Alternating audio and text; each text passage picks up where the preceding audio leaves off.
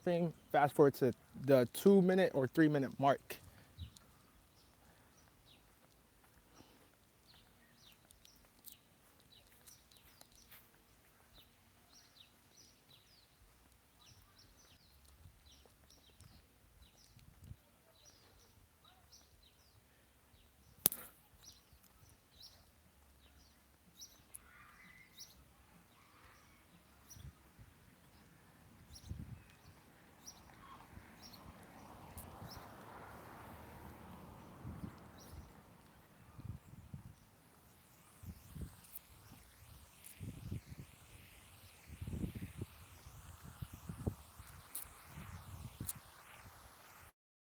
Let me know if you guys can hear me. And I know this is like an unconventional way for me to do a live stream because I normally don't do them this way. Normally I'm in front of my laptop and I do them that way. But today I decided to, I'm going on a walk, right? And I decided, okay, let's live stream right from my phone. First of all, let me know if you guys can hear me. And if you're watching the replay, be sure to skip to 2 minutes, maybe 3 minutes.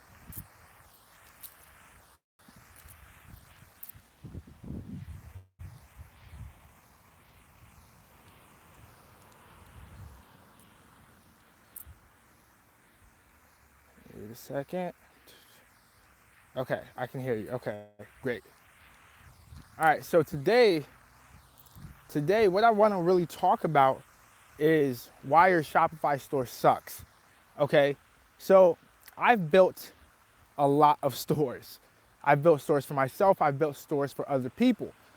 Now, I've also reviewed a lot of stores now because, people send me their stores to review, and I review them, and they all have one thing in common. All your sites look like you're ready to scam someone. I'm being very blunt with you, right? When beginners, I should say, start a Shopify store, they forget that, there's another person behind that screen. There's another person who's actually buying that product, going through your store and buying that product. So you guys basically set up a store that basically looks like you're just there for money, right? People know when they're people know they trust their gut, right? So for example, when you're shopping online, what do you look for? What do you look for on your website, like on a website that you're shopping on? People forget these things when they build their first store or their second store, third store. Does that make sense?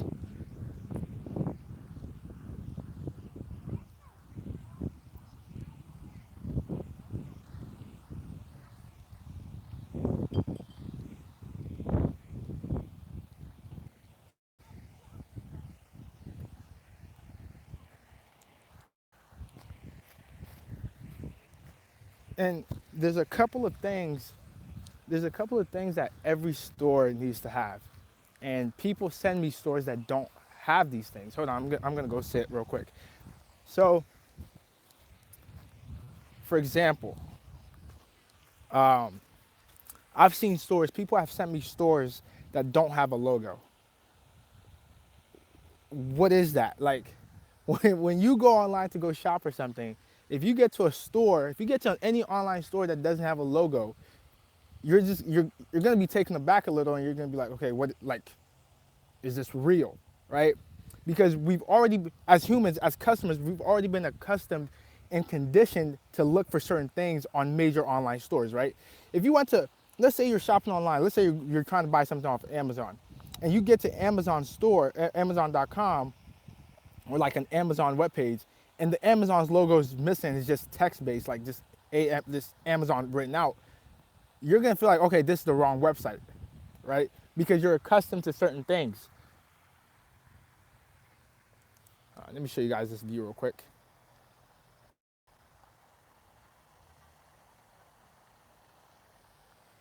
But yeah, hold on.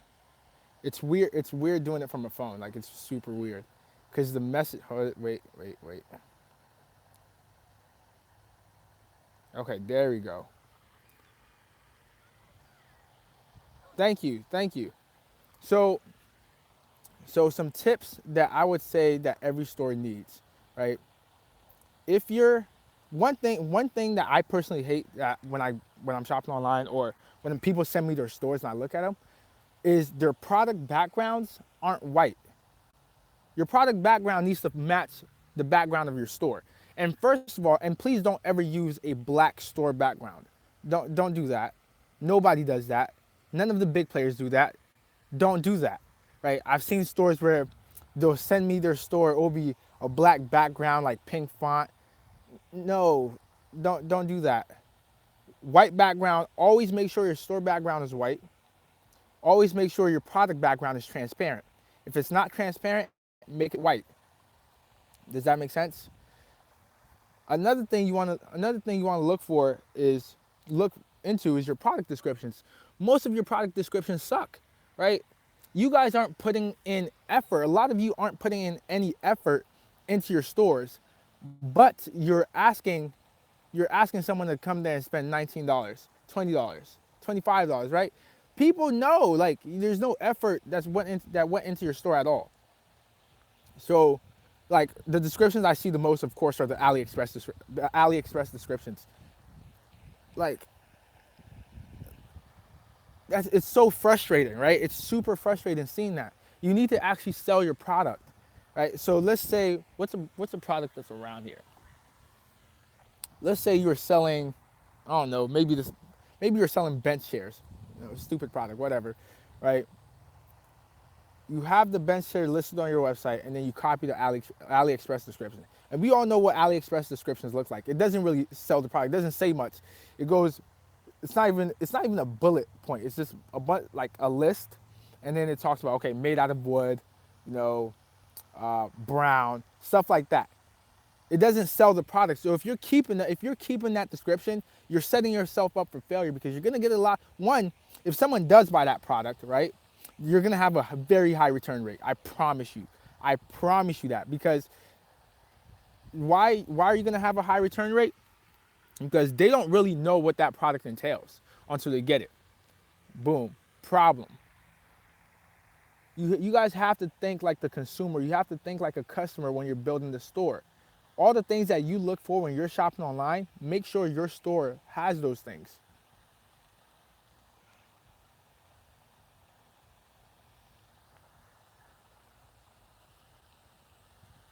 Any questions, guys? Any questions?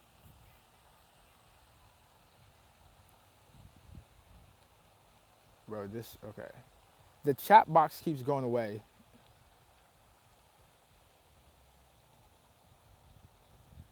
I actually just shut down my low ticket knit store. AliExpress is just too sketchy. I'm gonna try and get started on a high ticket store this weekend. That's a very great move, right? And one thing when it comes to high ticket, right? That I haven't really been able. The reason why I haven't been able to pump out more videos recently is I'm waiting on a lot of stuff. I've ordered a lot of stuff, and one of the things that came in today, because earlier I did try to live stream here, and the webcam I bought isn't actually compatible with Mac, so I have to send it back and get a new one, right? But I'm gonna make some more high ticket videos probably this upcoming week, right? When everything, my desk and everything comes in. With high ticket stores, they can't look like if your high ticket store looks like a low ticket store, you're setting yourself up for failure. Reason being is if someone is about to spend $200, $500, $800, even $1,000 on your store, there's a certain level of trust that your site needs to convey. A low ticket theme is not going to do that. A low ticket store setup is not going to do that, right? So let me think of a high ticket product that people buy. Okay, let's say you're going furniture shopping. You're going online furniture shopping, right? And if you went to a furniture store that had the Brooklyn theme or the debut theme, $1,500 furniture, right? You're gonna feel a vibe. That vibe is not there. When people land on a high ticket store, they need to feel like there is a multi-million-dollar corporation that owns this website. And it's not hard to convey that level of trust. It's not hard, right? Go to ThemeForest. I have a ThemeForest link description in my videos now, right? Go to Theme Forest, shop, and then type in Shopify templates or Shopify themes. Those themes are so much better than the paid premium themes that Shopify offers you. They're much better and they're cheaper, right? So Shopify paid themes are around $100, $120, right? You can get a much better theme on Theme Forest for $50, right? And for that $50, guess what? You also get 6 months support. So if something's wrong, typically there isn't. Make sure you look at the reviews and how many people have bought that theme. But typically there isn't. But even if you needed help with your theme, the developer will actually help you. You can email your store and give them a staff account. The developer will be able to log in, go in, and fix anything that needs to be fixed. It's a no-brainer. You need to make your store look like, I don't want to say, I won't compare it to Amazon because Amazon's a general store. But let me think. Even if you were selling fridges, like think of a high-ticket product, a product that costs $200 or more that you've recently bought or previously bought, right? And think about what the website looked like. Think about it. Did it look like a low-ticket store that was selling $19.99 items? No. It has to look like there's a corporation behind it. Looks, phone number matters, right? On a low-ticket store, it really does not matter, right? If you want to have a phone number, go right ahead, right? High-ticket, you need that phone number. You need that phone number, or you're gonna have to put in so much effort for a conversion. You need that phone number. You need people to feel like, okay, if I have a problem with my product, I can just give them a call. But ultimately, you don't even want that because you want your description, and the description for high-ticket products, you don't have to think about it. You don't have to come up with it on your own. Why? Guess what? Because your supplier gives it to you. Your supplier says, hey, your supplier gives you the product, they give you the product images, they tell you what price to sell it at, they give you the product descriptions, and their product descriptions are already written to sell, right? So you're just copying, putting that in your description in your Shopify store. High ticket, personally, I like high ticket much better, right? But I understand why people, other entrepreneurs, other dropshippers don't like high ticket, because with high ticket, they're not hitting those, 100 orders a day for the screenshots. They're not. You're getting 3 to 5, maybe at most 5 orders, right? You're not gonna sell 100 of that item in that day, right?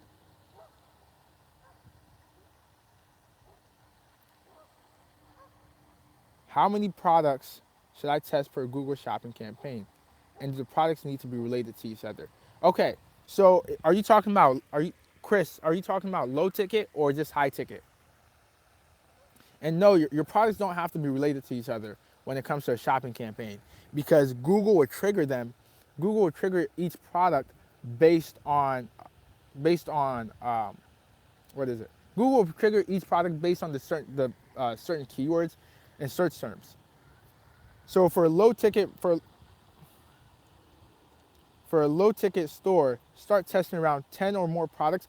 But here's the thing: you can test a lot of products, but you want to test around 10. Why? Because if you have, let's say you have 50 products that you're trying to test with a shopping campaign at a $10 budget, you're not gonna get the data you're looking for. Okay, so I'm getting 0 impressions, 0 clicks in Google Shopping, and it's been 4 days already, right? If you're getting 0 impressions right off the bat, first of all, let's start where people never look. Do your products have search volume, right? So the first thing you want to do is make sure your products do have search volume, and I guarantee they probably do. It's probably, even if it's low, you're gonna get impressions. So here's the issue: your bid is too low. If you're not being shown at all, your bid is most likely too low, right? And even with that, another thing you want to do is, if it's been 4 days, 0 impressions, 0 clicks, your bid is too low, and you also want to give Google a call. Give Google a call, because this has happened to me before, where I'm getting 0 impressions and 0 clicks, but it really wasn't my fault. It was something on Google's end, and Google will fix that for you. So give Google a call. What I think I'll start doing is I'm gonna leave Google's phone number in the product description of my videos. So give them a call, but before you even do that, you can go ahead and increase your bid, right? Increase your bid to see if you start getting some impressions. But if it's been 4 days, no impressions, and you're most likely at $1 bid, and if you're most likely at a dollar bid, you're most likely. I just lost my train of thought. Completely lost my train of thought. Your bid is, oh yeah, if your bid is $2, give Google a call. Check your search volume. Make sure there is search volume there, and then give Google a call. Hey Ebenezer, would I be able to send my store links to you somewhere so you could give me a review of it? I'm looking to start Google Shopping campaigns ASAP. Yes, Chris. DM me on Instagram. DM me on Instagram. Right, because after this live stream, that's probably how I'm gonna end my day. I'm just gonna review stores all night, most likely.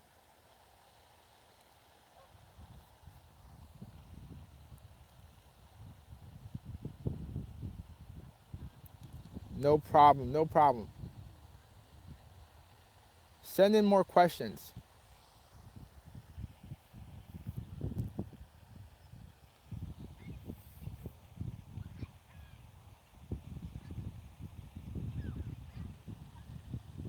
It's so quiet. Well, not really quiet. There's a bunch of kids playing, but like, it's serene.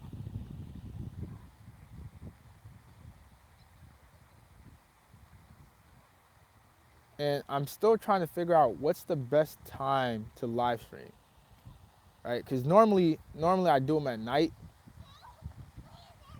Normally I do them at night, and I get a lot of people who can't make it, or because different time zones, right? The first steps of starting a high ticket store. So the first step is obviously product research. And here's the thing with high ticket product research, it's actually a pain in the ass. I'm not gonna sit here and lie to you. It's not like low ticket is also a pain in the ass, right? With with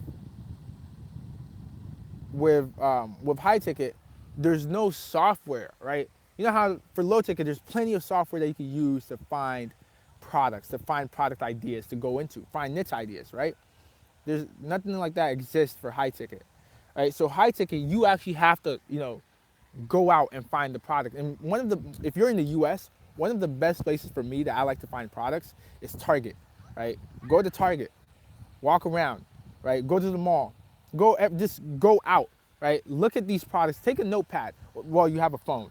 So make a notepad, make a note on your phone. Go to these stores, walk into Walmart, all the $200 products or higher, type it in, right? Go to the mall, repeat the process, Come home, use keywords everywhere to look at the search volume for each product, right? That's the first step to a high ticket store. You need to find the product, right? And when most people think of high ticket, right off the bat they jump into furniture, right? They go straight for furniture. Well, that's great and all, but you don't really have to start there, right? It's the surface level niche that everyone thinks about. It's the same thing with low ticket. When you tell people, find the passionates, they immediately think dogs. That's surface level, right? It doesn't necessarily have to be furniture. Let me look around here. What else? What could you sell here? Well,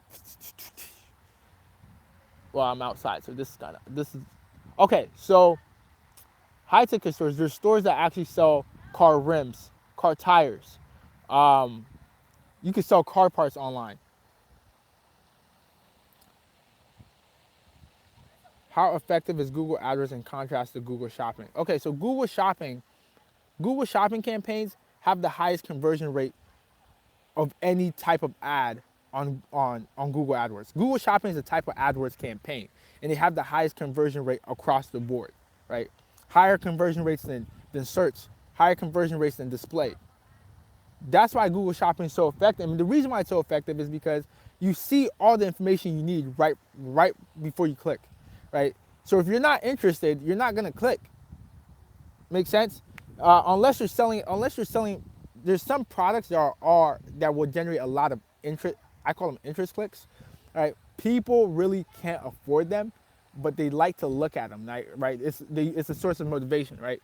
So for example, Rolexes, right? I remember this in 7th grade, 8th grade, I would go online and, type in Rolexes to look at them too, right? Couldn't afford it. Does that make sense? But I'll click on the ads anyway. It wastes your butt. There's certain niches that are just like that. Do you run AdWords campaigns as well? Is it worth me doing them or just sticking to shopping campaigns? Search campaigns are also very great and very profitable, But here's where I normally like to start, right? I like to start with shopping campaigns, and then use the search terms from my shopping campaigns to create search campaigns, if that makes sense.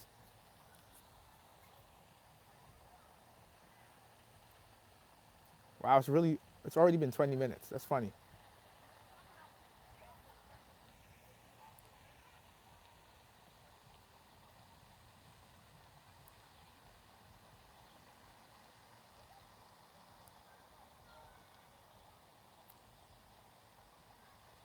Send in more questions.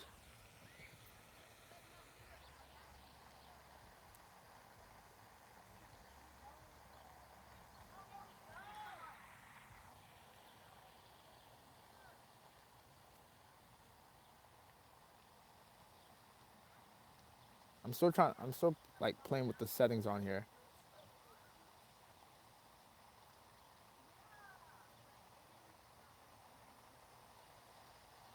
I wonder if you could do this in landscape.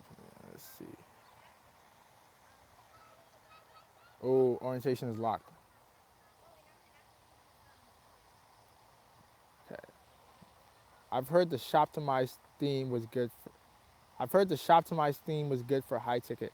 I believe I've seen that theme, but I have I have four. Well, one of the theme packages I have recently just got taken off the ThemeForest marketplace, so you can no longer buy it.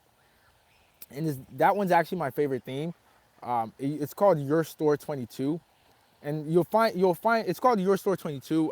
It's not on ThemeForest anymore. I don't know why.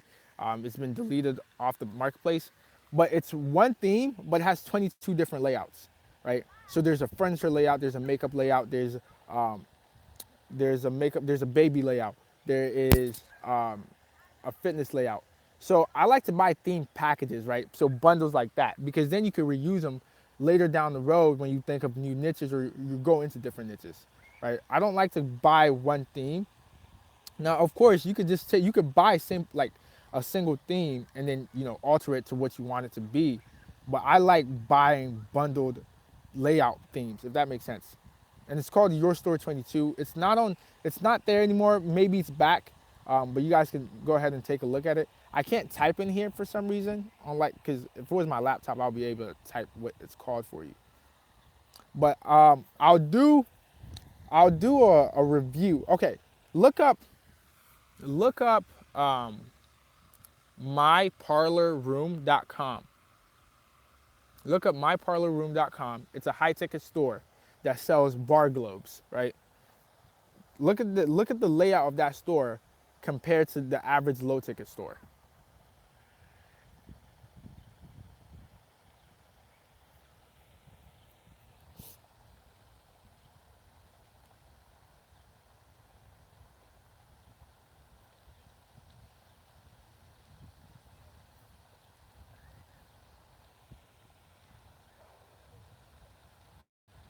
Is Google AdWords consistent, or do you constantly find winning products? Google AdWords is very consistent, right? Once you started optimizing, Google is very consistent. It's just as consistent, or actually, it's much better than Facebook. Right? Whoa, low battery. So, if my phone dies, it dies. Right? I'll try to do another live stream tonight. But yeah, Google AdWords is very consistent. Once you, because as long, let's say you find a product, right? As long as that trend is going up and you have an optimized search campaign or optimized shopping campaign, you're going to continue to make those sales, right? As the trend starts to die, that's when you're going to need to find a new product. And that's the problem with low ticket. You're always on the hunt for new products.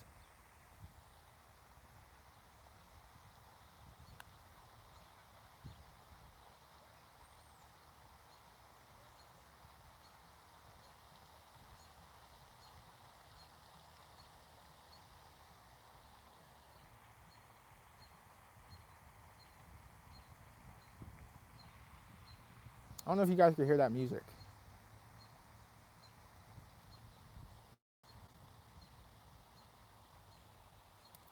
How are your profit margins with Google AdWords after everything? Well, so my profit margins, let's say after everything, I'm usually around 28 to 30%. Have you 28 to 30%? That's my profit margins.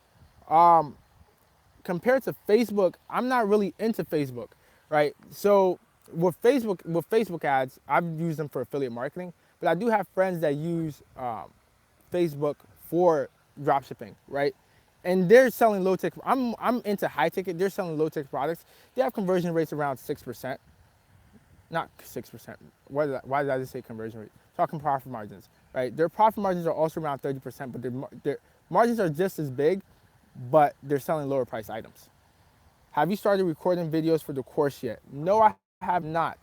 Um, I think I'll start recording this week. What I have started doing what I have started doing for the course is course outline. I have the course outline fully done, but I'm also one of those people that's a perfectionist. So I keep looking at it. Okay, look and going, okay, maybe they don't need this information, right? Let's take this information out, right? But then I'm like, okay, maybe they do need it. So I keep revising it over and over, right? Keep revising it over and over. I want it to just be perfect. I haven't started recording, but I do have an outline ready to go. When is the course coming out? I don't have a date for the course. Uh, I'm in, I'm in no rush to get it out because I want it to be like information packed, right? So, and my course is going to be low ticket and high ticket. And one thing that I've actually gotten a lot of people asking me is, how can they drop ship high ticket items if they're not in the U.S.? Well, it's a completely different ball game, and I've never done that before. I live in the U.S., right? So now I have to find out. I have to do research, figure out, okay, how is it possible? How can you do it overseas? How can you do it if you're overseas? So what I've been looking for, I've been on Facebook. I've been looking to see if I can find anyone who's outside the U.S., right? I'm not by outside the U.S. I'm not talking about the big five, right? So if you're in Canada, it's this dropshipping high ticket items is very similar to doing it here, right? It's very similar, right? But if you're outside, let's say you're in India or Thailand or whatever, that I do not know how to do. So I've been on Facebook trying to find someone who's in one of these countries, someone who is dropshipping overseas, and say, hey, you want to come in and teach that part for my course, that international part for my course, because I don't know how to do that. How much did you spend before becoming profitable on Google? As I can imagine, it's way better than Facebook. Okay, so the very first shopping campaign I ran, right, $10 a day. It was. That's why you don't need 50. You don't need like literally started with $10 a day, right? And sorry, there's a bug on me. Started with $10 a day, and I believe it was either that same day or the next day the campaign was profitable, right? So I'm just like, okay, what's going on here? Super excited, right? And versus the very first Facebook campaign, I've run Facebook campaigns for a product before. I've done it before, and it was a product I found on Facebook. And the very first time I ran the campaign, there wasn't a pixel installed, but I got conversions right away as well on Facebook, right? But that product was already hot, like it was a super hot product, and I found it at the right time. But with Google, if you have the right product, right, you have the right product, the right search volume, the trend is going up, your campaign can be literally profitable. You set the campaign up, you walk away, come back, your campaign's profitable. But you have to find the right product. Your store has to look good, right? And you have to have a great customer experience. A lot goes into a shopping campaign. It's not all about your campaign, it's also about your website.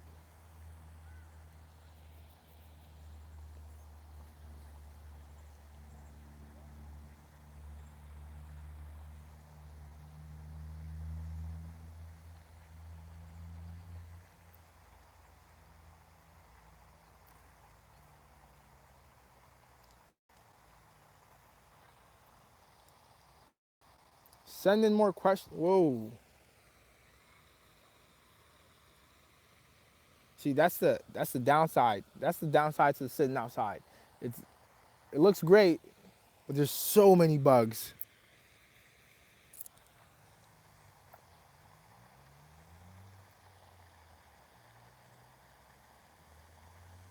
How do you guys like this layout, by the way? Do you guys like this vertical layout or that horizontal layout where I'm sitting in front of my laptop? Whoa. Which one? Let me know which one you guys prefer. Do you guys like this vertical style better? Okay, there's so many bugs. Okay. How much did I spend on an horizontal? How much should I spend on an ad for each campaign? So with with with shopping campaigns, you're probably someone who's used to Facebook or Instagram. With a shopping campaign, all your products are in one campaign, right? Now, after you've tested your products, you've found your winners, right? And after you found your winners, when you create the winning product campaign, you can, whoa, give me 1 second, guys. Okay. After you found your winners and create that winning product campaign, whether it's a group campaign that has your winning products or your single product campaigns, right, you could start at that same $10 a day. And what you want to do is you want to paste your negative keywords from the original campaign into your winning product campaigns, right? And then right after that, make sure your campaign is working properly, your conversions are still coming in, and you can start to scale by 20%. As a beginner, what do you recommend the best way to start dropshipping and make consistent sales today? What do I recommend? Personally, I recommend if you're getting started today, I recommend forget everything you've learned about low ticket and go straight into high ticket, right?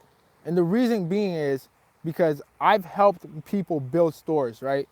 And the concept of low ticket to a beginner, they understand that they have to sell a product from AliExpress, right? But when you tell people, when you tell people, hey, I sell things online, they're not thinking low ticket, they're not thinking AliExpress items. They're right off the bat, they're thinking about, actual products, like actual things, actual products. They're not thinking about cheap trinket products. So go into high ticket, right? High ticket is where you're gonna see a lot of success because once you have that campaign, your trend, first of all, your trend stays the same. So well, I know a few people, but there's people that have only built one high ticket store in their life, and that's all they will ever build. They're never looking to build anything else because they built that store and it's doing great, it's doing phenomenal, right? So go into high ticket. High ticket is what I would recommend to any beginner. But the process to high ticket isn't easy, but you would get those consistent sales. What do you think of the modern furniture niche? I was looking for upholstered platform bed frame, and I found that most of the stores for this high ticket category were most basically in UA besides Wayfair. Okay, so the modern furniture niche, I do think it's a good niche because it's sort of the new wave. It's like personal branding. It's the new wave when it comes to furniture, modern furniture. They look cool, they look great. So why are you in the wood? Hold on. Okay, so I just lost my train of thought. So yeah, most of the high ticket, you're saying most of the suppliers are based in Europe besides Wayfair. Well, Why do I keep doing this? Let's rephrase. If you found modern furniture on Wayfair, right? You can contact the suppliers and brands that Wayfair carries, and you can start your own store, right? But one tip I will give you for high ticket is let's say okay, there's modern furniture. Let's say there's, what did I see? Okay, so I recently saw it's a bookshelf. It's a really odd shaped bookshelf, right? Go with a very unique type of product within that niche, right? So you want to niche down even further this also applies for low ticket too. You always want to niche down. So if you're going into modern furniture, go into modern furniture bookcases, right? That's what you want to go for. Okay, where do you get high ticket products from? High ticket products, you can go straight to the manufacturer or suppliers, straight to US suppliers if you're in the US, right? It's not like AliExpress. There's no database where you could just go and import products. No, it doesn't work that way. Why are you in the wood? Well, I was going on a walk and I tried to live stream earlier, but I had a problem with my camera. So I was like, okay, I've seen Malik do this. Malik vlogs, well, not vlogs. Malik live streams from his phone. So I'm like, oh, let me give that a try. So that's why I'm here. So I'm actually in, it's like a neighborhood park. Where can I find great high ticket products dropshipping in Ghana? So I looked at your name and I had a feeling you were Ghanaian, Divine. Um, so, and that's the thing I was talking about earlier, right? If you're in Ghana or you're not in the US or in the big five, dropshipping is completely different, right? So in Ghana, what I would do, most people overseas outside of the big five haven't heard of the term dropship. Most suppliers and manufacturers haven't heard of that term. So what you want to do is you want to find a product, right? Find a product that has search volume. You go do your research on the products that you come across, right? Do your research, and then go to suppliers you find in Ghana. You have to find them, right? Find them in Ghana, and then go up to them and say, hey, you know, let's start a business relationship. I want to sell your products online, and you ship them for me, right? Negotiate that way. Explain the process to them, right? It's not going to be as cut and dry as doing it here. You're going to have to do a lot of research and convincing. It's a new term. To them, they've never heard of it, if that makes sense. And whoa, Quentin. Oh, Quentin, yes, course update. Yes, I haven't started recording the course. I have the course outline. I should get ready to start recording this upcoming week. Okay, I wouldn't recommend. Okay, back up. What do you think of Shopify YouTuber Old Visions? Oh, his channel name. People say that all the time. His channel's name is Old Visions. His name's actually Artie. I love his personality. I really love Artie's personality, and he's great. And Artie, before he started his channel, before both of us started our channels, we were both in the same, we're still in the same Facebook group, right? We're in the same Facebook group. All the people who teach Google are all in the same Facebook group. It's kind of funny, right? Yeah, his channel is definitely 100% legit. One thing that I do disagree with him on his channel, he has a video where he says, don't go into high ticket, don't sell high ticket products. Definitely don't agree with that. But besides that, I love his personality, love his channel, love his content. Nice one. I wouldn't recommend a newbie to go straight into high ticket. See, that's wrong, right? Because the reason why people, okay, nice one. Let me ask you a question. Why do you think so? Why don't you think a newbie should go into high ticket dropshipping? Right? Most newbies are afraid of, having a $300, like placing an order for a $300 product, right?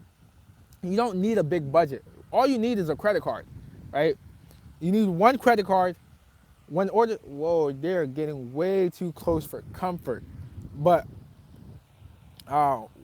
what you need is a credit card, right? So you could start building your store. You go to ThemeForce, you buy a theme for what, maybe $30 to $50, right there. So let's say you bought the theme for $50.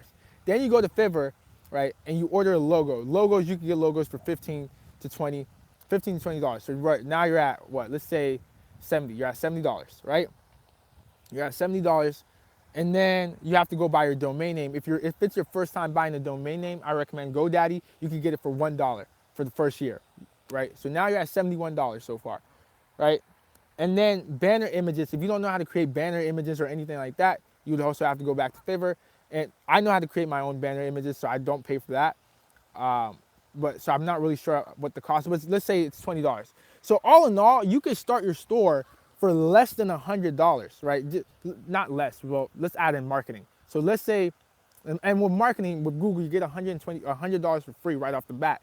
So if you have $200 in cash, right? You'll get $200 in cash is what you need to start your high ticket store, because you can fulfill your orders with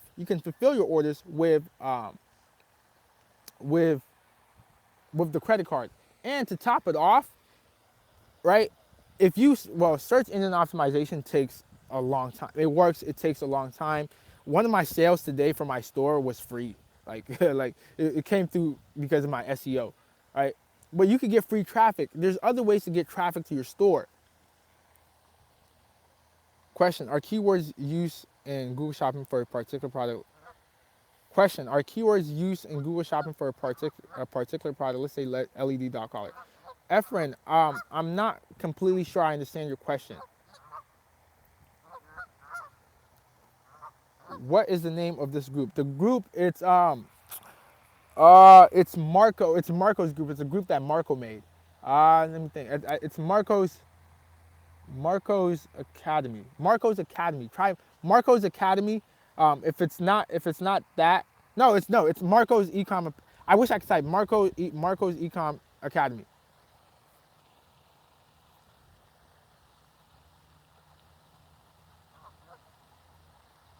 Just look at these stores. Nobody's going to trust those scamming looking stores. So how would they buy a high ticket item? Also return a bunch of things. Whoa, turn a bunch of things could go wrong. So I personally wouldn't. Okay, so nice one. Here's the thing, right? When it comes to high ticket, when you're selling, and I was talking about that earlier. I don't think you were in here yet, but when it comes to high ticket, right, your store can't look like a low ticket store. And I was saying it has to look like there's a multi-million-dollar corporation behind it. Right? It has to look legitimate. It has to everything. All your T's needs to be crossed and your I's need to be dotted when it comes to a high ticket store, right? And I do understand. I do get what you're saying. And I'm gonna in my high ticket series, I'll actually build a high ticket store, and all the things I include in my high ticket store. Right? It shouldn't look, and your store can't look like a low ticket store. And if you have a great product and you're working with a great supplier, right? And if you have all the information, all your descriptions are written, your descriptions come from your supplier, by the way, you're not going to have a lot of returns. Now, I'm not saying you won't have returns. You're going to have returns, right? But your return rate is going to be very small. But I do understand what you're saying, because with a low ticket store, you could go ahead, mess up, try again. Versus with a high ticket store, because if you're in the U.S. high ticket store, you actually need to start a business, right? Because when you're applying for suppliers, they're gonna ask for an EIN number. They're gonna ask for, you need a vendor's license. Some states call it vendor's license. Some states call it sales permit. You're gonna need to get one of those. It's free. I'll show you guys how to do all that.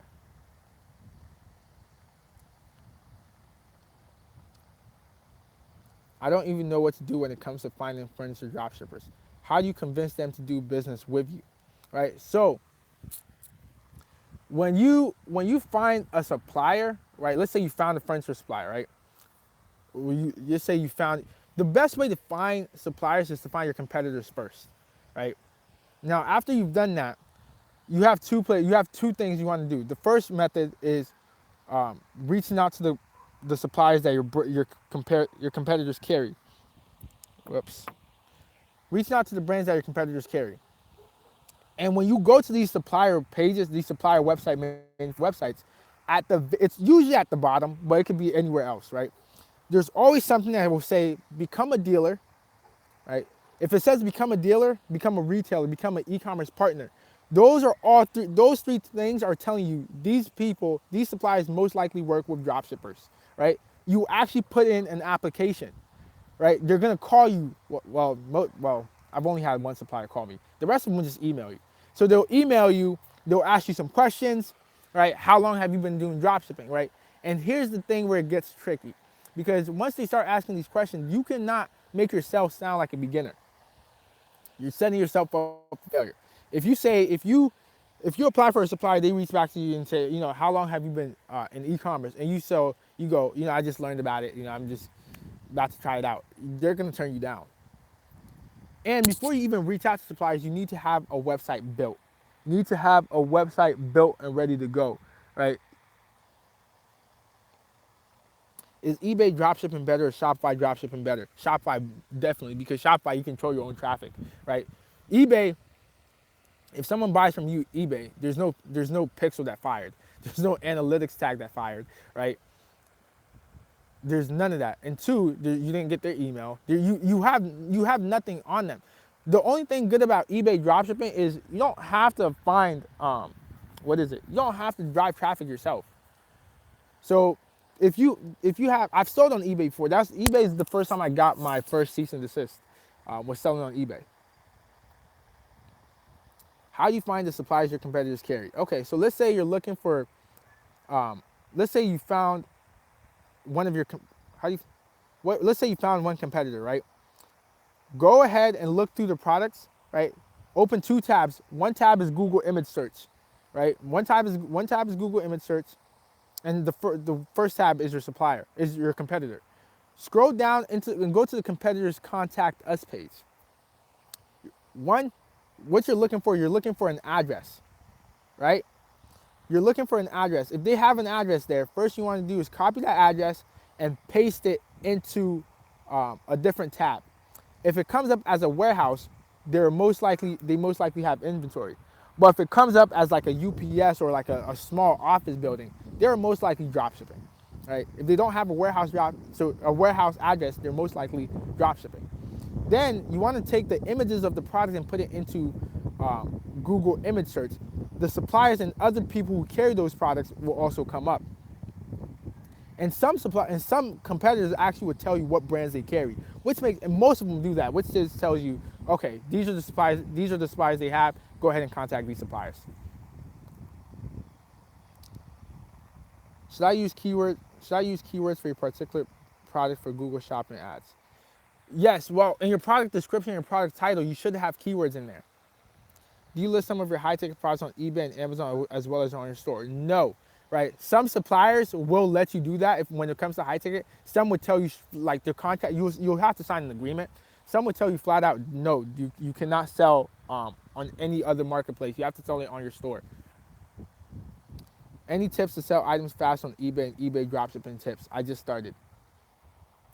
There's a website called Watch Count, right? When it comes to eBay, with eBay, one thing that I do like about eBay is you don't really have to build a store. You just find the product and list it, right? So you could list products very aggressively. So when you're listing on eBay, you want to find products. As soon as you come across a product, list it, right? List it and see, okay, is this gonna sell? List one, only list quantity one, right? List it. If it sells within, can't really give you a time frame because, if it sells within 48 hours, you have a good product on your hands. Increase the quantity, because when you first get started on eBay, you can only sell like 10 items, which is super annoying. You can only sell 10 items. So you want to sell products that are very trendy and very hot. Just you don't have to pay for the traffic, so list them quickly, right? List them quickly, get them sold. Any tips to sell? Okay. So we are most likely going to need multiple suppliers. How do you integrate the products with your store? Do products have to be entered manually? So yes and no when it comes to multiple suppliers.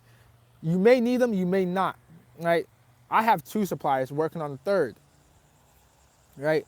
And the reason being is let's say you find, okay, modern furniture, you found modern furniture, and then you're going into bookcases, modern bookcases, right?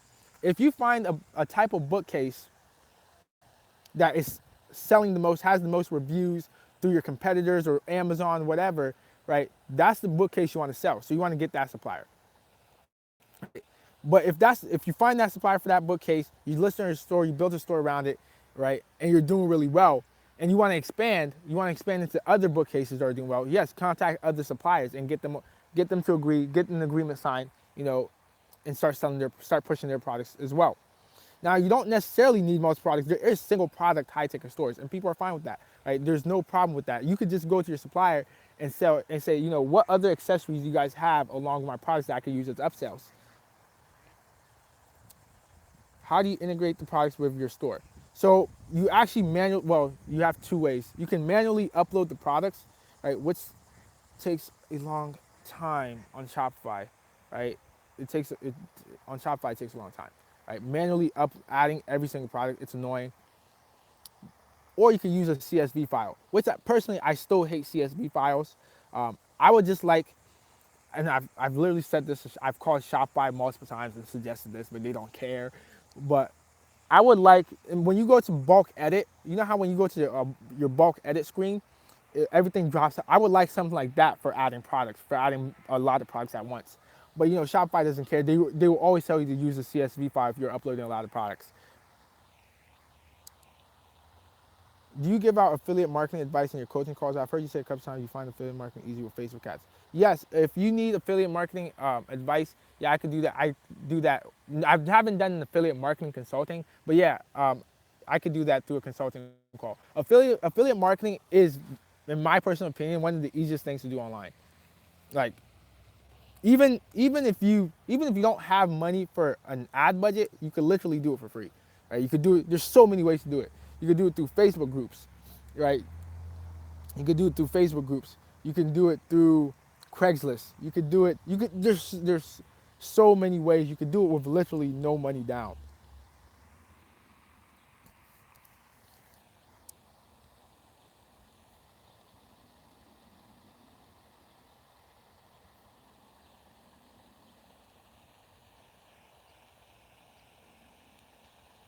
Whoa.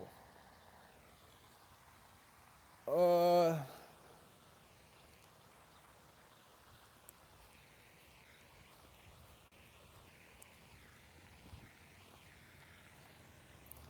Let me show you. Let me show you guys this. It looks so good outside, but it's so hot.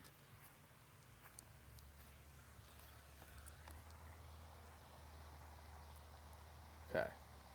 Back to the screen. Okay, how many stores do you have? I have 2 stores, but recently I am working on another store with the first collab store that I'm ever doing, and we actually met through a live stream last week or this week. So I'm working on a third store with someone. You need a fishing rod. You know, I've never actually been fishing ever in my life. I've never gone fishing ever.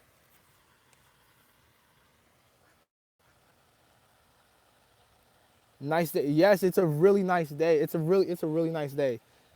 I would like to do more vertical live streams, but I know how it probably looks if you're watching it. I know how it probably looks. It's probably annoying as hell.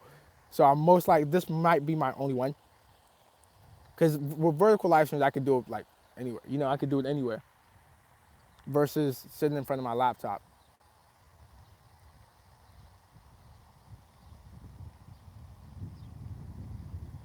Okay.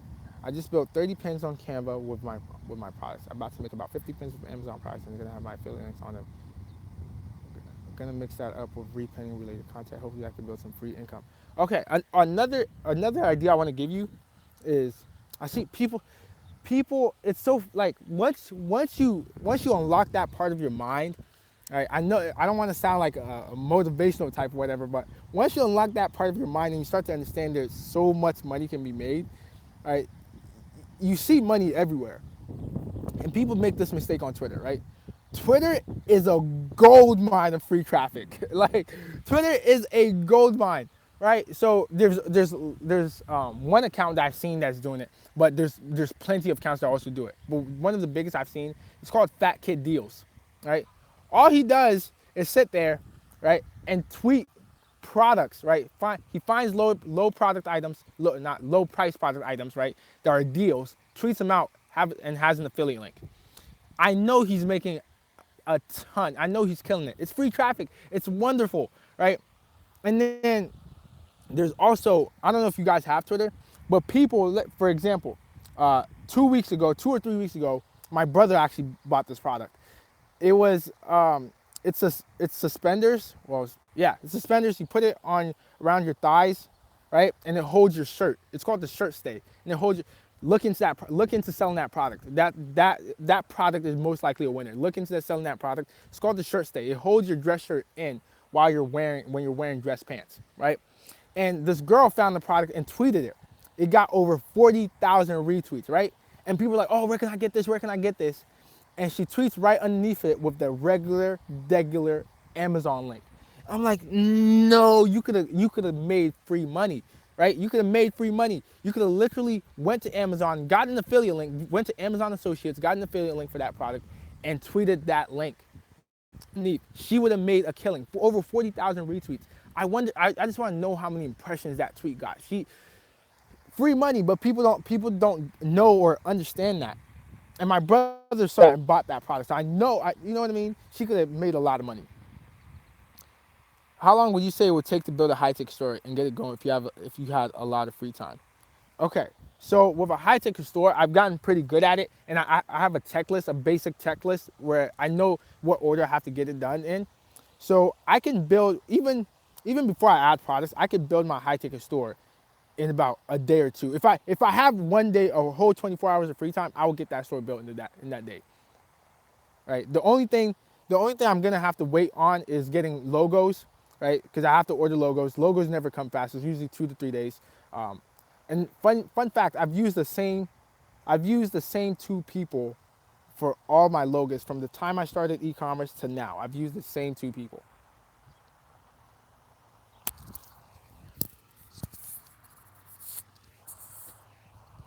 Okay, how long would you say it would take to build? Yeah. So if I could start over, I would just build free traffic with Pinterest and Twitter, I guess, before getting to Google and Facebook. Pinterest. Okay, so a buddy of mine. I want you guys to go check out my friend. He's killing it with Facebook ads. He also has a YouTube channel. His name is Shiri. I wish I could type in here, but his name is Shiri Kanase. Right? He has a YouTube channel and he teaches Facebook ads. But he taught me how to generate free traffic with Pinterest. Right? And it's like he's getting a ton of free traffic with Pinterest. It's amazing, right? But I haven't tried it yet. But he when he showed me, I was like, whoa, what is, like, how? Right? So there is a ton of traffic on Pinterest, and there's definitely a ton of traffic on Twitter. Those guys from the Know on Facebook are doing the exact same thing too. That's the thing. If you see someone doing something and it's already profitable, like, just copy it. Whoa, there's a bug literally just flew my eye. But yeah, just copy it, right? Like, people in ecom always say, oh, they hate copycat entrepreneurs, blah blah blah. No, shut up. We're all copycat entrepreneurs. If I see a product that you're selling that's killing it, I'm copying your product. What? I'm copying your product. You can call me a copycat entrepreneur all you want. I really don't care. I'm if a pro if you have a system in place that's profitable and doing well, why would I go try to reinvent the wheel? I'm just gonna copy you. What is that? Does finding legit suppliers cut down the work of taking your own pictures and writing your own descriptions? Do legit suppliers already have marketable descriptions? Yes, they do. And yes, finding legit suppliers makes your life a lot easier. One thing I would tell you, if a supplier tells you that you need to pay a fee for them to work with you, they are not legit. So let's say you find a modern furniture bookstore supplier, like bookcase supplier, right? And you go through the process and everything, and they're like, well, it's gonna be a $97 annual membership. Uh, Hang up the phone, delete their email because they're not legit, right? No one is gonna charge you to sell their products. Like, no, that doesn't happen. If someone says that to you, delete. They're gone. That's the tell-all sign for all non-legit suppliers. Because if they're charging you a monthly or annual membership, they're not making that. They're making money. They're making money from their product, but most of their income is coming from that annual membership, right? So the products are most likely going to be overpriced. They're not going to be competitively priced. So if someone says you need to pay $97 for you to sell my product, for me to allow you to sell my product, leave. They're scamming you. And guess what? I've been scammed like that before. When I first got started, I'll make a video on that. That's the video I was planning on making yesterday, but I didn't have time. And I tried to get screenshots. And that company has actually changed their name. The supplier I work with, they've actually rebranded. So I'm gonna get all the details, put it together, and make a video for you guys on that. Your phone and it ends, you can just resume when you plug your phone back. You can just resume anytime. That's different compared to the laptop. You're on the laptop or computer, when live stream gets interrupted, you have to start all over. So give me 1 second.